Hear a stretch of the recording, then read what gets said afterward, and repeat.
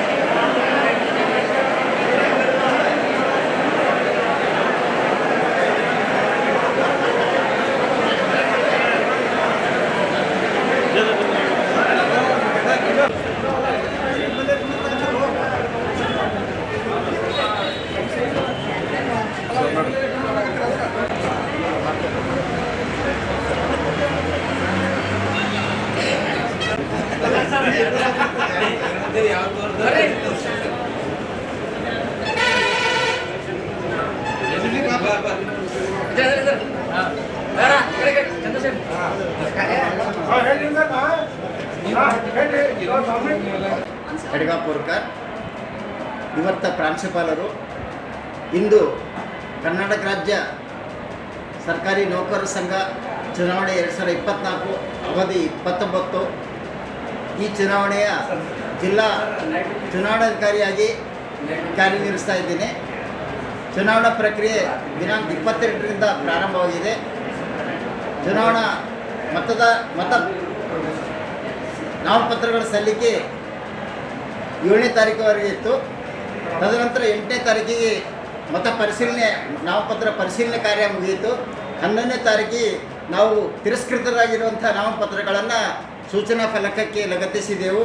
ಅದರ ಜೊತೆಗೆ ಈ ಜಿಲ್ಲಾ ಕಾರ್ಯಕಾರಿ ಸದಸ್ಯರ ಒಂದು ಸಂಘಕ್ಕೆ ಒಟ್ಟು 66 ಸ್ಥಾನಗಳಿವೆ. 66 ಸ್ಥಾನಗಳಿಗೆ 35 ಅವಿರೋಧವಾಗಿ ಆಯ್ಕೆಯಾಗಿದ್ದಾರೆ. 31 ಸ್ಪರ್ಧಾ ಕಣದಲ್ಲಿದ್ದಾರೆ. ಸ್ಪರ್ಧಾ ಕಣದಲ್ಲಿದ್ದ 30 ಸ್ಥಾನಗಳಿಗೆ 81 ಜನ ಸ್ಪರ್ಧಾಳುಗಳು ಇಂದು ಚುನಾವಣೆಯಲ್ಲಿ ಮತದಾನ ಪ್ರಕ್ರಿಯೆಯಲ್ಲಿ ತೊಡಗಿರುತ್ತಾರೆ. ಈ ಚುನಾವಣೆ ಬೆಳಗ್ಗೆ 9ರಿಂದ ಸಂಜೆ 4ವರೆಗೆ ನಡೆಯುತ್ತೆ.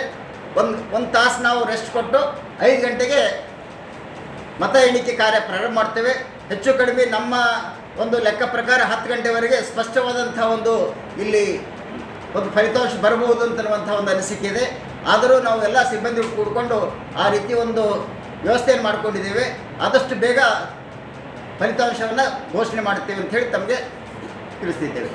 81 ಜನ 81% ತಗೊಂಡು ಅಬೌವ್ 85% ವೋಟಿಂಗ್ ಆಗ್ಯಾವ.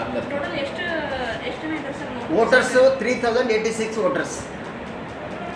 ಪ್ರತಿ ಇಲಾಖೆಯಲ್ಲಿರುವಂಥ ಮತಕ್ಷೇತ್ರಕ್ಕೆ ಸುಮಾರು 85ರಿಂದ 90% ಹೆಚ್ಚಿಗೆ ಮತದಾನ ಆಗುವಂಥ ಒಂದು ಸೂಚನೆಗಳು ನಮ್ಗೆ ಕಂಡು ಬಂದಿವೆ.